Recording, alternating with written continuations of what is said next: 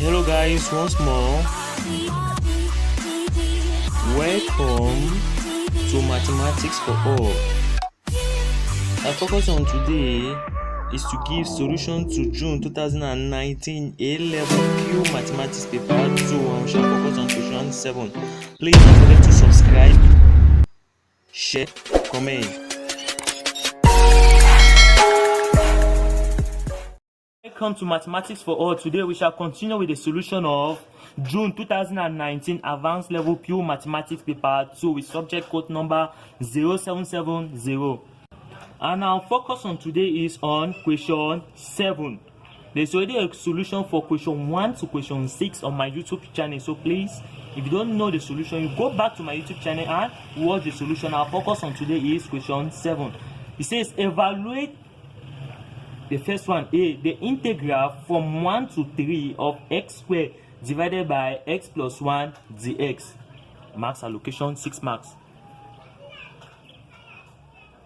Good. So we are told now to integrate this, but we notice that there is no way this function like that, this thing here like that, there's no way that we can do it. And if we try to differentiate this denominator, it will not give us the numerator, so we must pass through long division for us to further simplify this. So passing through long division, that's x now plus 1 now, this, so that's x squared divided by x plus 1, or this says x squared divided by x, we have x.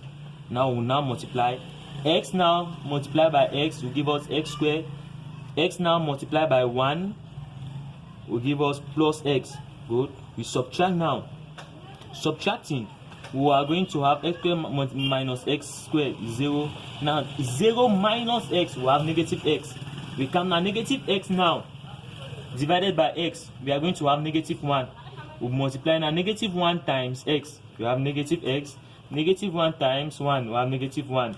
We subtract now. Subtracting now, we are going to have our remainder will be 1. So hence now this question, that is the integral from 1 to 3 of x squared divided by x plus 1 dx, now becomes now the integral from 1 to 3. Right now our quotient, that is our answer, x minus 1 plus now our remainder that we have divided now by what? This, which is x plus 1 dx. Now further, now if we simplify now, that's taking out the integral. The integral of x here is x squared divided by 2, while the integral of 1 is minus x. While the integral of this, you notice that when you differentiate now x, we are going to have 1. So therefore we take now the the magnitude of what? X plus 1. Now we take now our limit of integration from 1 to 3. Now substituting now our limit of integration, we are going to have, that is, to start with 3, the upper limit minus the lower limit. That's 3 squared will give us 9, that's 9 on 2, minus 3 plus, that's 3 plus 1, 4, that's link 4, in bracket, minus now, we take now our lower limit, we substitute 1 here, we have half, minus 1, plus link 2. Good. The simplification of all these will give us 2 plus link 2.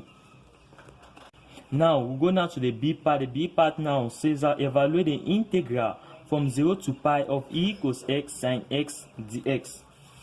Good. We now let u equals to cos x. Once we let u equals to cos x, the next thing that we do is we differentiate. Now differentiating, that's du now will be equals to minus sine x dx. That's our du, minus sine x dx. So hence we come now, therefore our integral from 0 to pi of e equals x sine x dx is equals to, from 0 to pi of e to the u dot negative du. That is sine x dx, sine x dx. This is it here. So this negative will still come now here. Good. Now we have this our negative. This negative now of e to the u into now our limit of integration is there from 0 to pi. But there's something that you need to notice here. Whenever now we are changing, that's whenever we change now this function to something else, we are changing it from x to u. We always remember that we must change the limit of integration. But in this case, we will still come back here and substitute our u. That is it, we will still come back here and substitute our u, which is cos x. So now there's no importance for us to change now the limit of integration. So we are left now with e to the u for pi, that's the upper limit, 0, of which now it is approximately the same as this u is cos x. So e to the cos x from 0 to pi. Now substituting, what are we going to have? We are going to have negative e to the negative 1. That is the upper limit.